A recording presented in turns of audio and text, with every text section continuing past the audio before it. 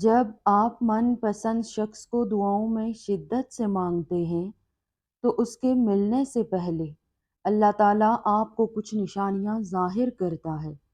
یہ نشانیاں دراصل اللہ کی طرف سے ایک پیغام ہوتا ہے کہ میں تمہاری دعاؤں کو سن رہا ہوں اور جو تو مانگ رہا ہے وہ اب تیری تقدیر کا حصہ بننے جا رہا ہے۔ یاد رکھو کہ جب کوئی انسان اللہ کے سامنے گر کر ٹوٹے دل سے کسی انسان کو مانگتا ہے تو وہ دعا صرف الفاظ نہیں رہتی بلکہ ایک صدا بن جاتی ہے جو عرش تک پہنچتی ہے، اور جب وہ دعا قبولیت کے قریب ہوتی ہے تو اللہ تعالیٰ اپنے بندے کو اکیلا نہیں چھوڑتا۔ جب تم کسی انسان کو پانے کے لیے ساری تدبیریں لگا دیتے ہو، اس کو دعاؤں میں مانگتے ہو، تسبیحات پڑھتے ہو، ہزار وظیفے کرتے ہو، مگر پھر بھی تمہیں حاصل نہیں ہوتا، آخر کیوں؟ اور پھر تمہارے ذہن میں بہت سے خیالات ابھرنے لگتے ہیں اور تم خود کو اور تقدیر کو برا بھلا کہنے لگتے ہو، اور پھر اپنا سارا چین اور سکون ایک انسان کے پیچھے گنوا بیٹھتے ہو۔ جان لو، اللہ تعالیٰ قرآن کریم میں ارشاد فرماتا ہے، دلوں کا سکون صرف اللہ کی یاد میں ہے۔ جبکہ تم کسی انسان کی محبت میں سکون کو تلاش کر رہے ہوتے ہو، یاد رکھو کہ اللہ تعالیٰ نے جو چیز تمہارے لیے مقدر کر رکھی ہے وہ تمہیں مل کر رہے گی، اسے کوئی تم سے چھین نہیں سکتا۔ اور انسان کی محبت تو فانی ہے، ابدیت تو صرف اللہ کی محبت میں ہے۔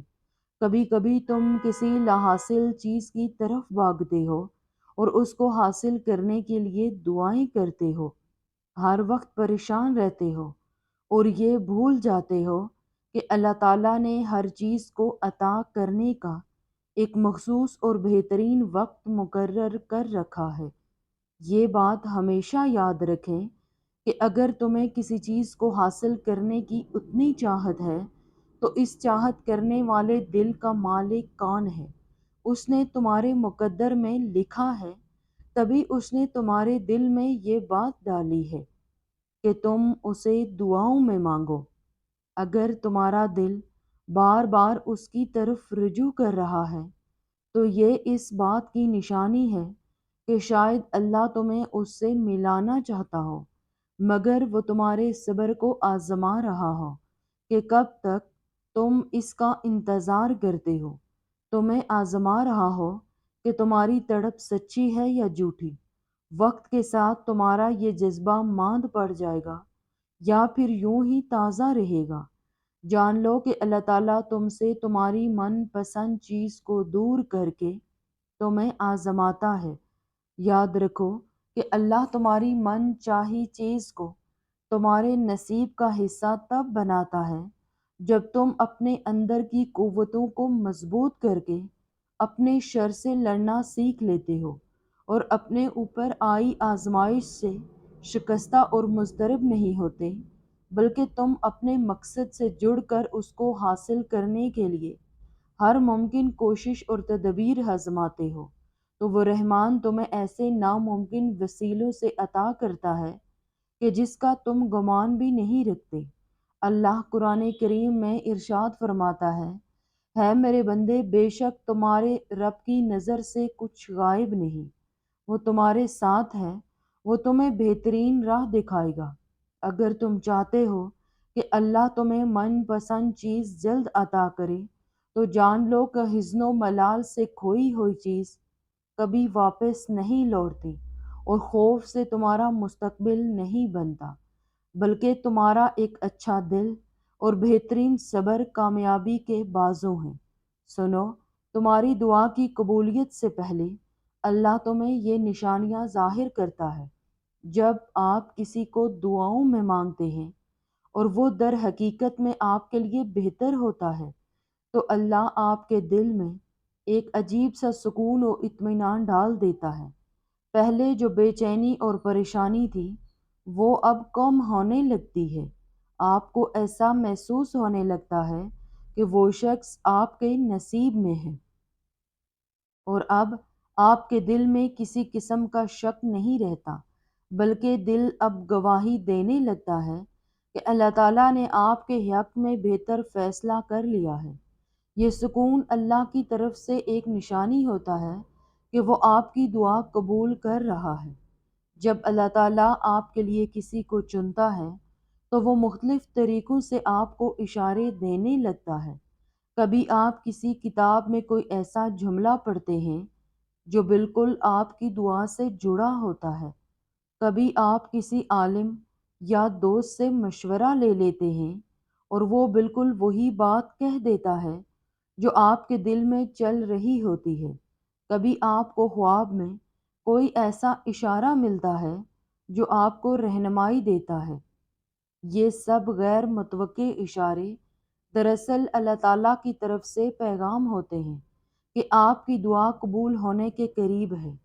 اکثر لوگ یہ مانتے ہیں کہ سچے خواب اللہ کی طرف سے پیغام ہوتے ہیں۔